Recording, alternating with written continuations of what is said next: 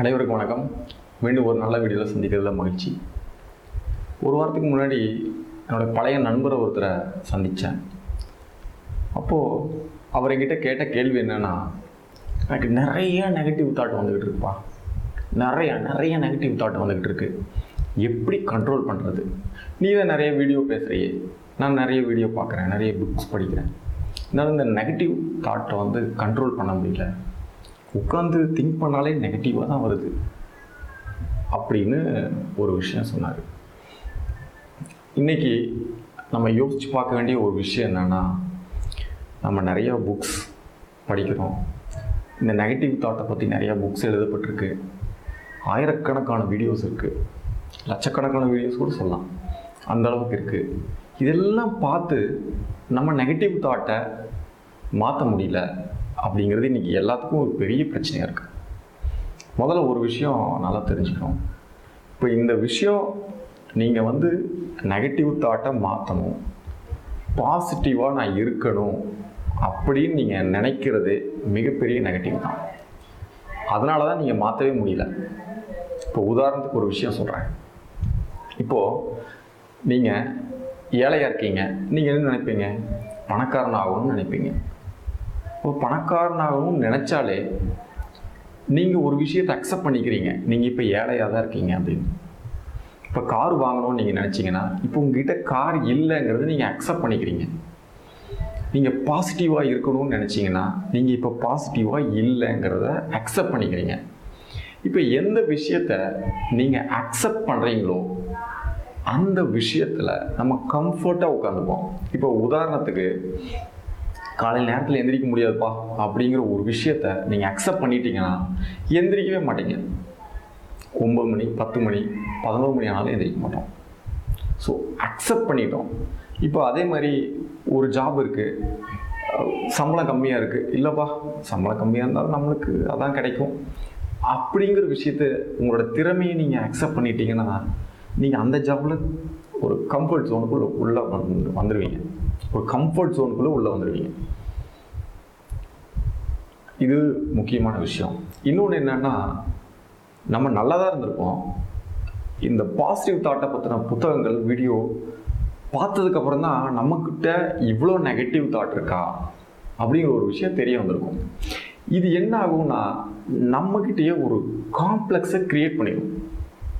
ஐயோ, நான் ரொம்ப நெகட்டிவ் தாட்டாக வருது, ரொம்ப நெகட்டிவ் தாட்டாக இருக்குது, நான் நெகட்டிவாக ஃபீல் பண்ணுறேன் அப்படிங்கிற ஒரு புது உணர்வு உங்ககிட்ட வந்துடும். அதுக்கு முன்னாடி இருந்திருக்கான்னு பார்த்தா இருந்திருக்காது. நீங்கள் சந்தோஷமாக இருந்திருப்பீங்க, ஹாப்பியாக இருந்திருப்பீங்க.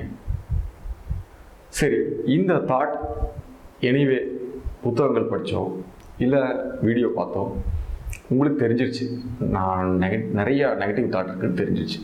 இது எப்படி மாற்றுறது அப்படின்னா, அதுக்கு சிம்பிளாக ஒரு 3 விஷயம் நான் சொல்லித்தரேன். ஆக்சுவலி நெகட்டிவ் தாட் அப்படிங்கிறது பெரிய விஷயம் இல்லை.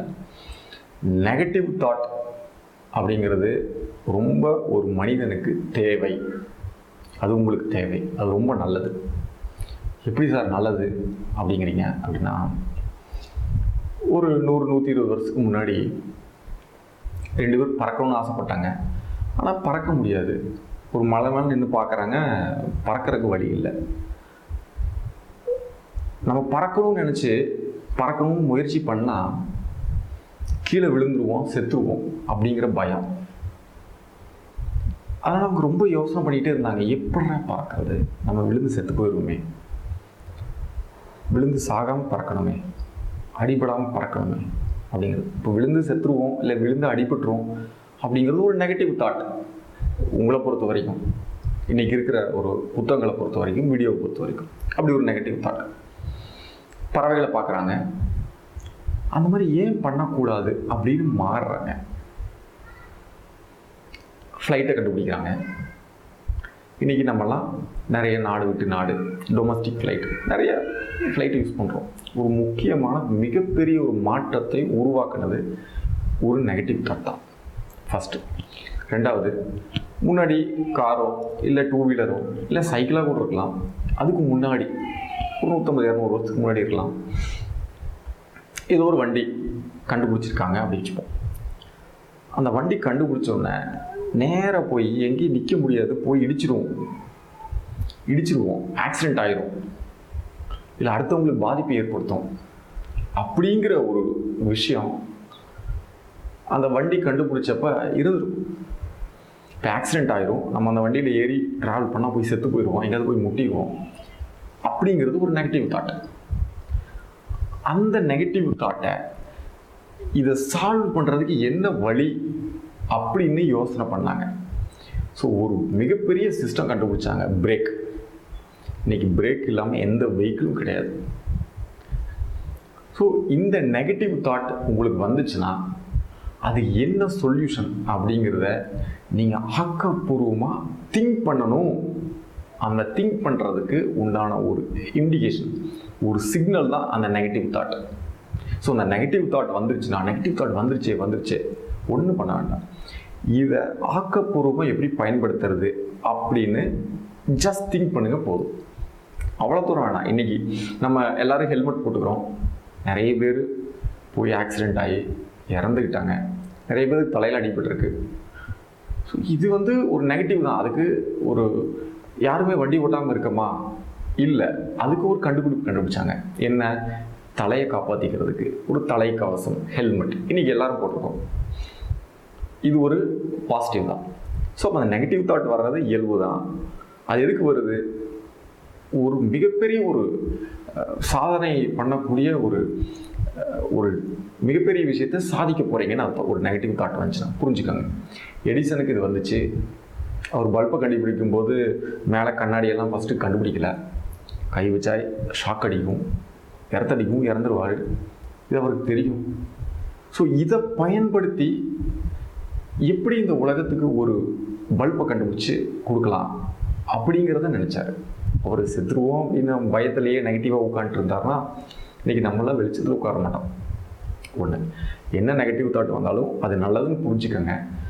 அதை எப்படி ஆக்கப்பூர்வமாக பயன்படுத்துறது, அதை எப்படி மாற்றுறது, அதனால் பலருக்கு எப்படி ஹெல்ப் பண்ணுறது அப்படின்னு உங்களுக்கு ஒரு தாட் வந்துருச்சுன்னா அதுவே மிகப்பெரிய மாற்றத்தை உருவாக்கும். ஒன்று. ரெண்டாவது, சாக்ரட்டிஸ் அப்படிங்கிறது இன்றைக்கி எல்லாருமே தெரியும். அவர் வாழ்ந்த ஊருக்கு பக்கத்தில் வாரம் ஒரு சந்தை போடுவாங்க. அந்த சந்தையில் என்ன இருக்கும் அப்படின்னா, விலை உயர்ந்த பொருட்கள் எல்லாமே அங்கே இருக்கும். இவர் இந்த சந்தைக்குள்ளே போவார், எதுவும் வாங்க மாட்டார். வெளியில் வரும்பொழுது மகிழ்ச்சியாக வருவார், ஆனந்தமாக வருவார், எதுவும் வாங்க மாட்டார். இப்போ நம்மளை அப்படியே ஒரு விஷயமா நம்ம நினைக்கிறோம்.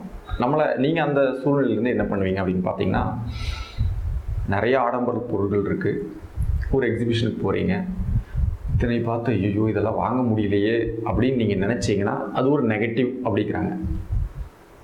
இது வாங்க முடியும் என்னால், இப்போ முடியாது, ஆனால் அடுத்த வருஷம் வாங்குவேன் அப்படின்னு நினச்சிங்கன்னா அது பாசிட்டிவ்ங்கிறாங்க. சாக்ரட்டிஸ் என்ன பண்ணார்? இந்த நெகட்டிவ்லேயும் இல்லை, பாசிட்டிவ்லேயும் இல்லை, இவர் தனியாக நிற்கிறார். எப்படி அப்படின்னு பார்த்தா, இவர் அந்த சந்தைக்கு போய் எதுவும் வாங்காமல் மகிழ்ச்சியாக திரும்பி வர்றாரு. பக்கத்தில் இருக்கிற ஒரு நண்பர் ஒரு கேள்வி கேட்குறாரு, ஐயா நீங்கள் சந்தைக்குள்ளே வாரம் போகிறீங்க, போயிட்டு வெளியில் வரும்போது மகிழ்ச்சியாக வர்றீங்க, ஆனால் எதுவும் வாங்கிறது இல்லையே அப்படின்னு. அதுக்கு அவர் கொடுத்த ரிப்ளை தான் ரொம்ப இம்பார்ட்டண்ட். என்னென்னா, அவர் சொன்ன விஷயந்தான் அது.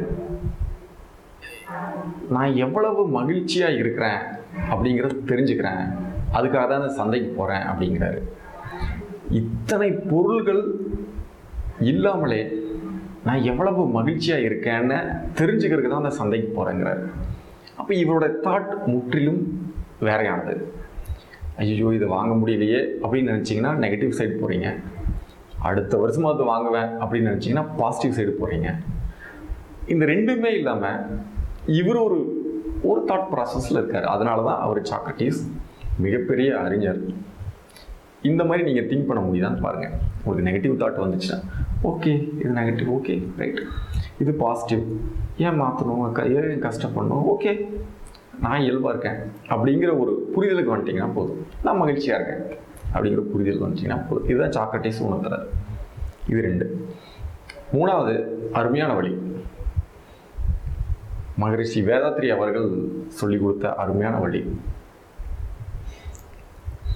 எந்த தாட், அது சுருக்கமாக அவர் சொல்றாரு.